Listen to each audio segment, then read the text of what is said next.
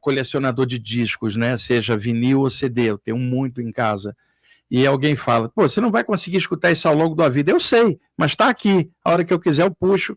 Então, a mesma coisa com a literatura Saída do Corpo. Fael, muita gente quer estudar saídas do corpo de forma leviana, sem base, um monte de gente sem conhecer direito o que é. E é claro, existem autores muito bons que fundamentaram bem as saídas do corpo, cada um do seu jeito, são autores clássicos. Toda a área de informação tem alguns livros que você fala, dentro dessa área, você não pode deixar de ler esses aqui, que são os clássicos. Toda a área de informação é assim. Na saída do corpo também. Então é muito legal poder estar comentando e mostrando, contando o histórico desses livros, principalmente para gerações mais novas, né? Porque muita gente quer ficar só na internet achando que isso é pesquisa. A internet é ótima ferramenta de pesquisa, no geral, mas no aprofundamento não. Você precisa ter foco, né? Saber a importância de um tema desse. E é muito comum alguém falar, olha, eu queria ter uma saída do corpo dessa, como é que faz? Fala, a primeira coisa, estuda. Como é que você vai fazer uma coisa que você não conhece? Ah, mas eu já vi um site na internet. Você não leu nada, não tem base. É a mesma coisa, você vai viajar para a Suécia, Fael, e aí você fala assim, Wagner, como é que faz para viajar para a Suécia? Eu falei, pega um avião. Daí você não tem passaporte, não tem bagagem, não tem ninguém esperando você lá para poder te mostrar os pontos do lugar. Então, é melhor você ter uma base caso queira fazer a viagem para algum lugar. Viagens fora do corpo, cara, você precisa ter conteúdo, que é o teu passaporte, consciência, discernimento, sentimento. Eu tenho visto muitas pessoas estudar esse tema somente intelectualmente com nomenclatura, não tem amor por aquilo que está estudando. E, Fael, quando você estuda uma coisa só na mente, não tendo amor pelo que você estuda, você não tem vivacidade no que você fala, você vira um repositório de informação, alguém te pergunta, você fala capítulo tal, livro tal, e vai, mas você não tem amor por aquilo. Quando uma pessoa mexe com isso e tem amor, os olhos dela brilham quando ela fala daquilo, ela está cheia de tesão de falar daquilo, é o que ela ama. No caso, quem gosta de livros, olha para os livros, cara, fala, meu Deus do céu, ainda bem que Deus me deu a chance dessa vida de estudar isso daqui, né? E por um lado, você tem muito estudante teórico que estuda tudo e não tem prática de nada. Por outro lado, você tem muita gente que tem a prática e não estudou coisa nenhuma. Então, o legal é equilibrar tanto a prática quanto o estudo teórico dentro do equilíbrio. E outra, observar se aquilo está trazendo crescimento para a pessoa. Porque se a pessoa não for feliz estudando essas coisas, para que estudar? E eu tenho visto muito estudante, não só de saídas do corpo, mas da espiritualidade, triste, cara, com coisas dela mesma. Eu falo, está com a grande abertura da sua vida, como que você está triste? Os problemas da vida acontecem, mas a chance de estar estudando, poxa, tem gente que não pôde almoçar hoje, porque não tem dinheiro em vários lugares do mundo. Você pode comprar um livro e estudar, como que você está triste? Triste é o cara que não almoçou em algum lugar do mundo. Então, olhos brilhando quando estudar uma coisa dessa, amor por aquilo e inteligência para ter fundamento. Mas não é só inteligência, não é só amor, é o equilíbrio nisso tudo. E aí você falou sobre livros, né? Você me deu alguns livros e eu achei muito legal, porque facilitou muito minha vida. Eram livros que você estudava e já tinha todas as referências marcadas lá, então vou direto ao ponto ali, já ficou tudo resumidinho. Aqui, assim, eu gosto de pegar o livro, eu sublinho algumas partes, dobro página, põe comentário embaixo, porque assim, às vezes você vai pegar o livro 1 ano, 2 anos depois, você já tem um próprio guia que você fez, e aí você já vai nos temas específicos. Muito bom. E às vezes as pessoas olham para os estudantes e falam assim, nossa, mas esses livros são explicativos, você não gosta de livro de história? Eu gosto desses aqui mesmo, cara, que são explicativos, que vão direto ao ponto. E aqui já tem um clássico aqui, né, que é a projeção do corpo astral aqui, pessoal. Olha, esse livro aqui Esse livro saiu na década de 1970 aqui no Brasil. São 2 autores americanos, Sylvan Joseph Muldon e Hirior Carrington. O livro é de 1929, é um clássico, um dos primeiros sobre o tema, e saiu no Brasil na década de 70. Eu sou muito grato a esse livro, foi o primeiro livro que eu li sobre saídas do corpo. Eu tinha 16 anos, era o ano de 1978. E sabe, Fael, quando você sabe que um autor está falando a verdade, porque ele está descrevendo exatamente o que você já sentiu e que ninguém explica, ou quando alguém fala algo que você já sentiu, quem não sentiu aquilo vai duvidar. Mas quem já sentiu, fala, isso aí é verdadeiro porque eu já senti. E esse livro me ajudou muito. Ele tem um capítulo inteiro sobre o que ele chamou de catalepsia astral. que depois outros autores chamariam de catalepsia projetiva. Ele foi o primeiro a classificar as paralisias do sono. A pessoa acorda e não consegue se mexer, aquela sensação toda. E ele, então, tinha essas paralisias e, a seguir, ele se sentia fora do corpo. Eu estava tendo as paralisias também e descobri que eu poderia me soltar para fora do corpo durante elas. Quando eu bati os olhos nesse livro, eu falei, meu Deus, esse cara está falando a mesma coisa que está acontecendo comigo. E a história desse livro aqui, Fael, acho legal falar, o Hiriward Carrington era a maior autoridade em yoga e parapsicologia nos primeiros 30 anos do século XX na América do Norte. Esse homem viajou o mundo inteiro, era um ótimo pesquisador. Em 1919, ele lançou um livro chamado Autodesenvolvimento Psíquico. Eu já estou traduzindo, porque só tem em inglês. Higher Psycho Development. Um livro que trazia capítulos de yoga, chakras, vida após a morte, um capítulo de projeção astral. Na época, você não tinha literatura de projeção astral a quantidade que você tem hoje. Um ano depois, ele lança uma continuação com outro capítulo. Sylvan Muldon morava no centro da América do Norte. Em 1925, ele tinha 22 anos, leu os livros do Carrington, mandou uma carta para ele dizendo, eu tenho saídas do corpo desde que eu tinha 12 anos. E começou a mandar os relatos para o Carrington. Carrington viu que tinha um projetor extrafísico nas mãos, juntou os relatos do Sylvan Muldon e falou assim, vamos publicar. Você explica, conta os relatos e eu faço a introdução do livro, porque como eu sou conhecido, meus livros são best-sellers, vai ser legal fazer em coautoria. E aí, em 1929, saiu esse livro, Projeção do Corpo Astral, Sylvan Joseph Muldon, Hiriward Carrington. Depois eles fariam um outro livro em 1951, que se chama Os Fenômenos da Projeção Astral, que nunca saiu aqui. Então, eu devo muito, inicialmente, esses autores, porque foi um livro que me ajudou a entender, inicialmente, as saídas do corpo quando eu era adolescente. Está esgotado hoje, só acha em sebo ou em PDF. Corram atrás. Quem tem paralisia do sono, corre atrás desse livro, que é um clássico. E essa questão da paralisia do sono é um aspecto que assusta muita gente. E aí, eu tenho conversa com pessoas, né, que inclusive consomem aqui os conteúdos, e tem uma questão que aí, junto com o começo das projeções astrais, né, das pessoas, que sempre pega. Existem pessoas que têm naturalmente, que nem você teve, não tinha feito nenhuma técnica para que isso ocorresse, assim como outras pessoas. Só que tem pessoas que buscam a todo custo ter essa experiência, e aí, lógico, tem exercícios, inclusive você ensina vários muito eficazes, mas a maior questão que eu ouço é o seguinte, eu não consigo visualizar a técnica. Como é que a gente consegue, para o pessoal que está assistindo, que tem esse dilema, né, auxiliar essas pessoas que têm dificuldade em visualizar uma técnica? As técnicas de visualização são a maioria nessa área. E, aliás, em outras áreas também, na área do yoga, né? Só que práticas respiratórias, por exemplo, são mecânicas. Você controla a respiração, não precisa visualizar nada, por exemplo. Agora, práticas de visualização são feitas na hora de meditar ou de dormir, para colocar a mente dentro do foco do que ela quer fazer.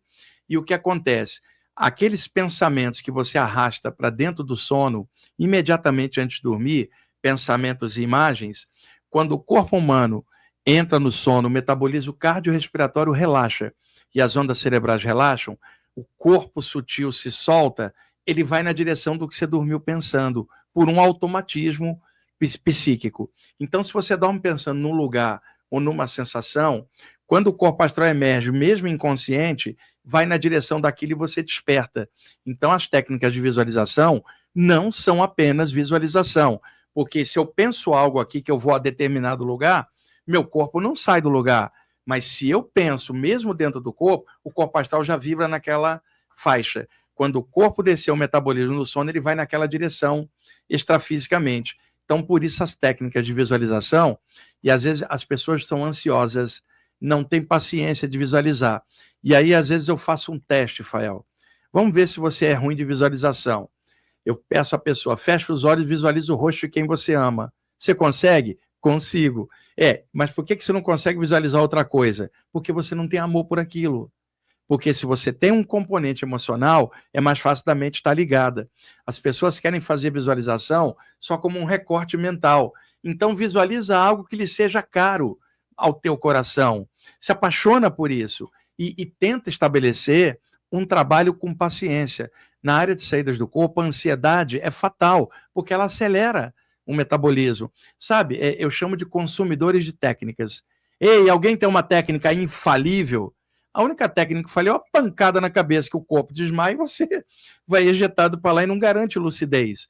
Mas muita gente fala assim, eu quero uma técnica que seja infalível. Isso não existe. Cada pessoa tem um metabolismo, um biotipo físico, uma maneira psicológica de ser. Um tem medo, o outro não tem. Um tem um bloqueio de infância, o outro não tem. Tem uma série de coisas. Na área de saídas do corpo, além da falta de visualização, muita gente tem medo do invisível, Fael. É a chamada pneumofobia, medo de coisas aéreas e invisíveis. Nome popular, espiritofobia. As pessoas têm medo, cara.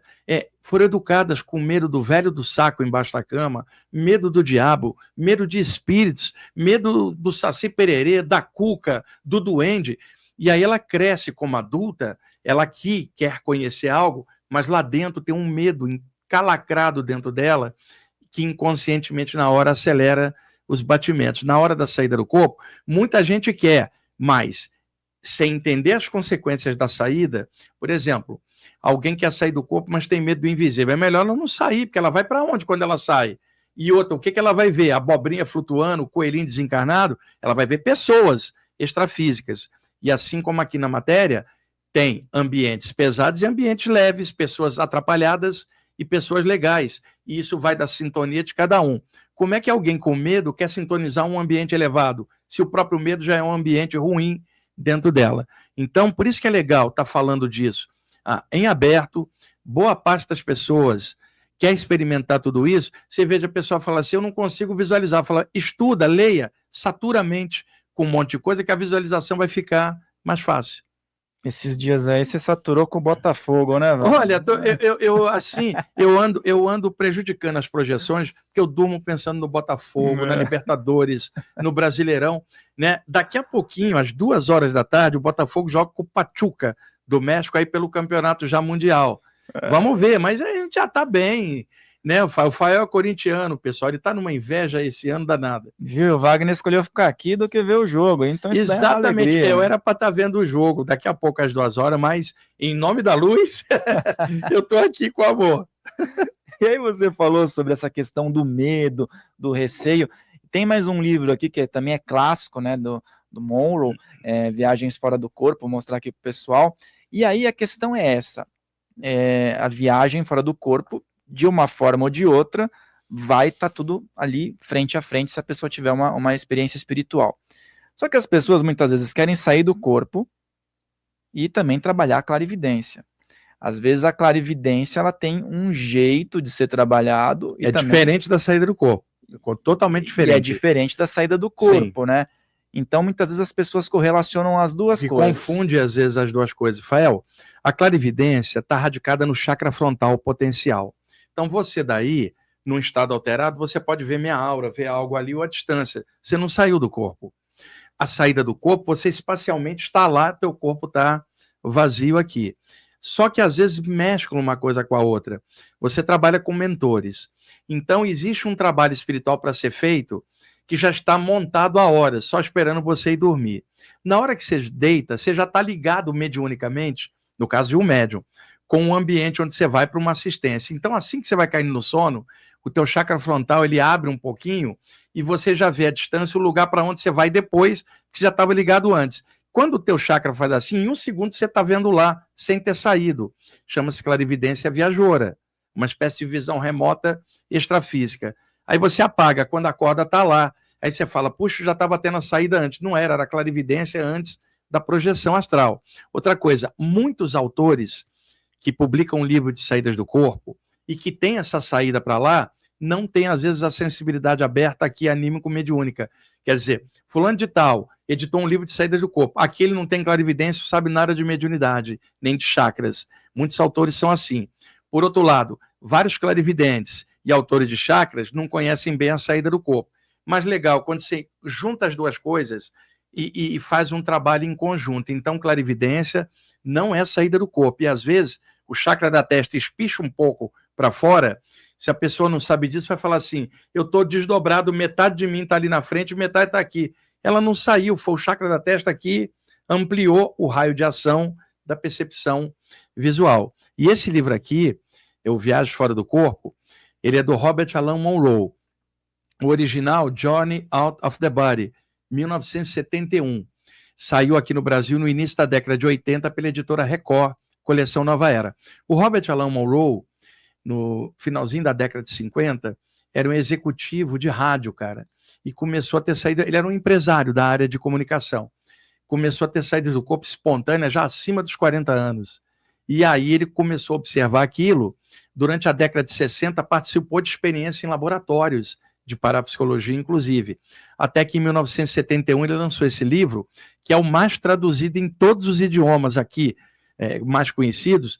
Esse é o best-seller mundial. Nem vou dizer que é o melhor livro, estou dizendo que é o mais traduzido e se tornou o mais conhecido na bibliografia de saídas do corpo internacional. São os dois.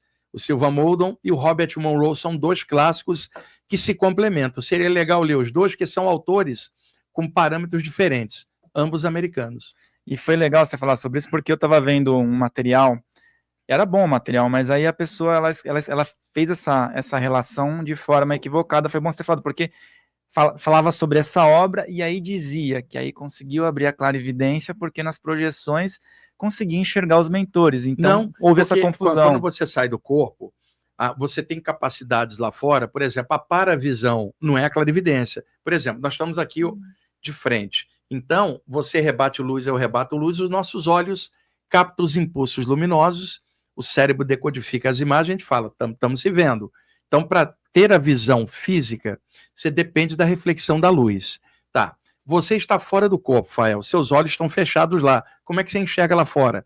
Pelo para-chakra frontal, num sentido que você não precisa nem virar, é para frente, para os lados, tudo ao mesmo tempo.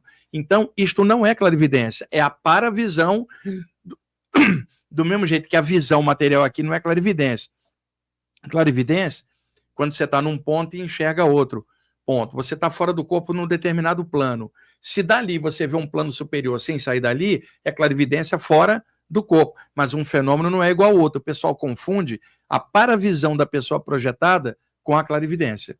Perfeito, muito bom, muito bom. Acho que vai esclarecer a dúvida de muitas pessoas, porque eu ouço muito isso, vejo muito isso e achei interessante a gente poder falar. Para estudar clarividência, tem 2 livros que eu recomendo. O livro Clarividência, do Charles Webster Leadbeater, que durante muitos anos saiu aqui pela editora Pensamento, e me parece que agora a editora Teosófica relançou. E o outro livro, do Rodrigo Medeiros, chama-se Clarividência também, já é um livro mais moderno.